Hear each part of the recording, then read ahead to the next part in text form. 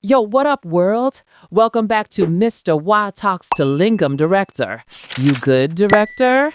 Mr. Y. Alright, Director, I got a big one for you. This whole Hinduism thing, it feels like a wild, glorious mess, and I'm trying to get my head around it. Like 1 minute they're talking 300 million gods, and the next they're saying it's all about one supreme being? Girl, my head is spinning. What's the real tea here? Where you see chaos, I see a magnificent, sprawling tapestry.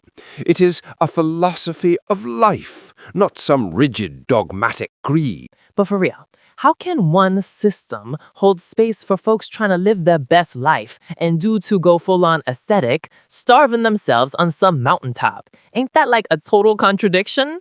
That is its very strength, its inclusivity.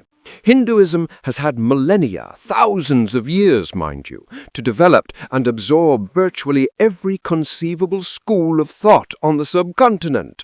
It possesses no single founder, no solitary sacred text.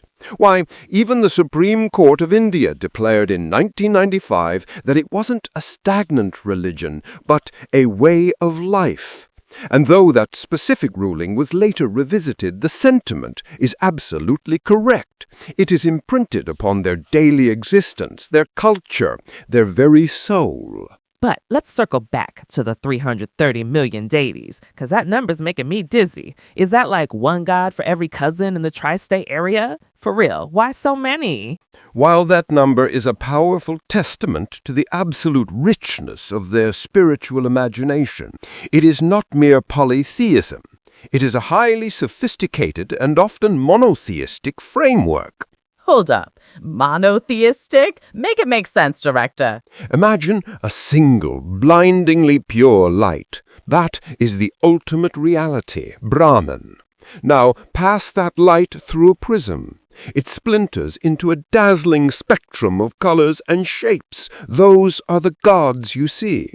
The core divinity is one, but it manifests in countless faces, particularly the supreme Trimurti, Brahma the creator, Vishnu the preserver, and Shiva the destroyer and transformer.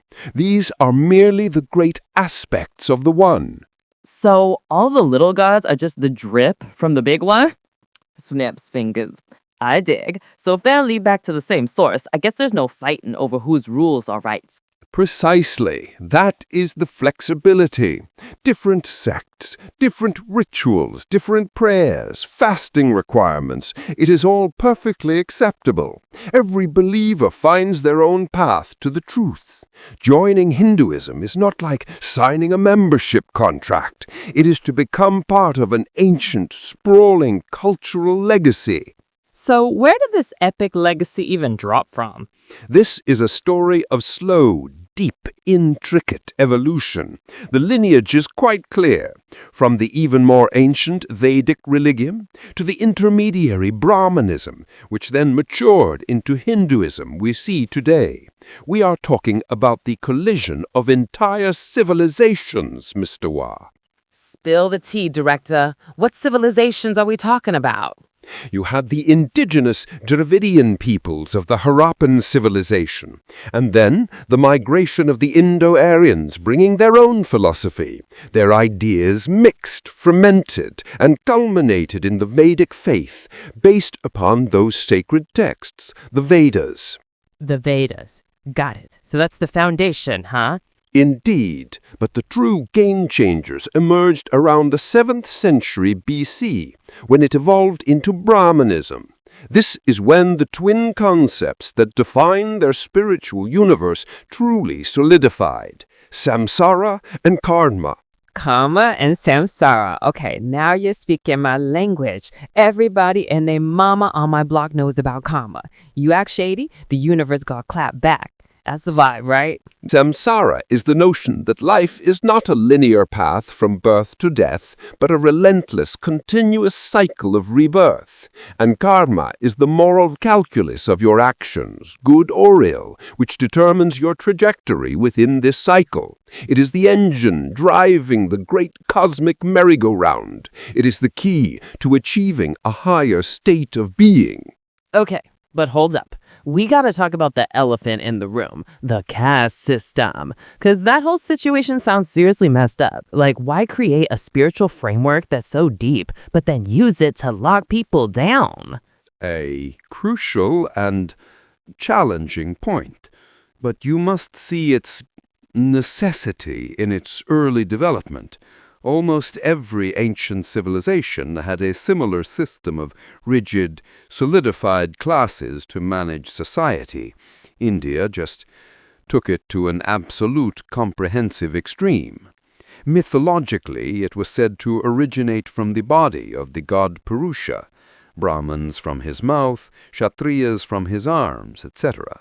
So it was just destiny? You're born into it and that's it. And here's the critical part. It wasn't a centralized top-down system. Every region, right down to the village level, had its own complete caste set. This structure actually ensured social stability and a decentralized state. It was deeply woven into every story in Hinduism, and that structure proved astonishingly resilient. Resilient? Honey, even when the Muslims rolled through and took over, that thing didn't break? I thought Islam was all about everyone's equal before God. They did, and many from the lower castes were certainly attracted to the egalitarian promise of Islam. However, even centuries of Muslim rule could not fully dismantle the social structure. The new rulers often found it necessary to cooperate with the local elite, the high caste Hindus. So they were just like, all right, we'll keep your system, just play nice? Worse than that, Mr. Wah. The cultural gravity was so immense that many Hindus who converted to Islam still clung to their old customs.